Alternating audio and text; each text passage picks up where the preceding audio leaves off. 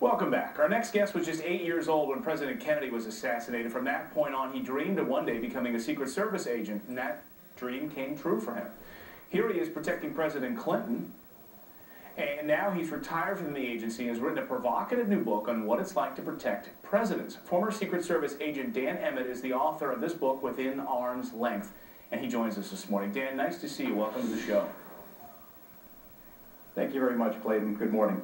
Nice to see you. You say there's been some controversy surrounding the Clinton aspect of this book, and you want to clear the air about it. You say you've been misquoted, or some of this has been taken out of context. Explain. Well, not really misquoted so much as just merely the fact that the book is 226 pages long. And out of those 226 pages, there is not one page in that book that is derogatory towards the Clintons or any other president that I protected. I do come down a little hard on his junior staff, but that's not synonymous with President Clinton. And I guess the idea was that this is sort of a tell-all book. Is that somehow unbecoming of a Secret Service agent? What do you say to that? Well, first of all, yeah, thank you for the question, because it is not a tell-all book. The book is a written account of my 21-year career in the Secret Service. Now, it's not possible to tell your story without speaking about the people you protect to a degree. The stories, though, the anecdotes are very general in nature, and there's nothing in it that would be embarrassing to anyone that I protected.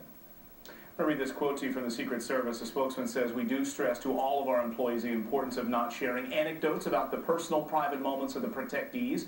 It causes concern because we don't want to erode the trust that we have with our protectees." So what do you think that the Secret Service thinks about you having written this book? Well, no one from the Secret Service has contacted me since the book has been released. I did send a copy to Director Mark Sullivan, who's a friend of mine, but I would remind the Secret Service and everyone that I'm no longer an employee of the Secret Service. I'm a private citizen. Right. But I took great pains in the book not to compromise national security, sources and methods, or the privacy of those that I did protect. When all those candidates out there, or when they become president, are walking along the rope lines, obviously all eyes are on those individuals, but for you, there's dangers lurking around every corner. What's the most dangerous thing you faced as a Secret Service agent? Well, in my personal career, probably taking the president for his morning runs through downtown Washington.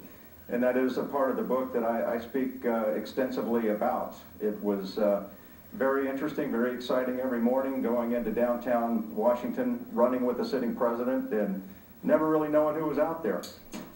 How do you prepare for that? I know when I would cover President George W. Bush on campaign stops years ago when I was a political reporter, going to town, Secret Service agents were there days ahead of time, making sure that every angle of a building was covered, especially if the president was going to be out on the street, but, you know, speaking to large crowds. You're jogging that morning. How much prep time do you need? Well, we had no prep time, really. We would know if he was going to run in the mornings when the elevator doors would open and he would emerge from the elevator. If he was dressed in his business suit, then we knew he was not going to run. If he was dressed in his jogging attire, then we knew we were going for the run that day. We had several pre-designated sites, and we would select a different one every day. We tried to mix them up as best we could, but generally speaking, we didn't know if he was going until just the last minute. You talk about in the book, you said it's something else that was an example taken out of context in your book, was how you described the junior staffers in the Clinton White House. You described them, that they were arrogant and rude. And you say, yes, you said that, but it was taken out of context. How? Well, only in the sense that there's another part to that chapter, which is the fact that over time, the Clintons' junior staff and the Secret Service did begin to work very well together. I was quoted in the book, and excerpts from the book were printed that only showed the first part of that chapter, which was the fact that we did have a lot of trouble with them in the beginning, but not so much later on. There's one final question I have to ask, because when I was out there covering this, I was fascinated to walk up to a Secret Service agent because I saw that he was a Secret Service agent. I was like, I just wanted to get close to see what they were doing, and he would just turn away from me. He saw me, kind of just wanted to turn away, and he walked the other way. Are you taught to just, someone sees you're a Secret Service agent, walk away? No, not really. Although we do, when we're working, we try not to engage in conversations with anyone because it distracts us from the mission at hand, which, of course, is watching the crowd and trying to take care of the protectee. Maybe this guy just didn't like me. That's quite possible.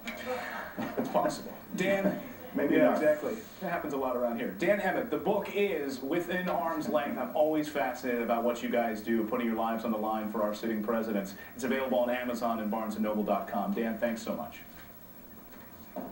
Thank you. Up next, she's fed up with the government after losing her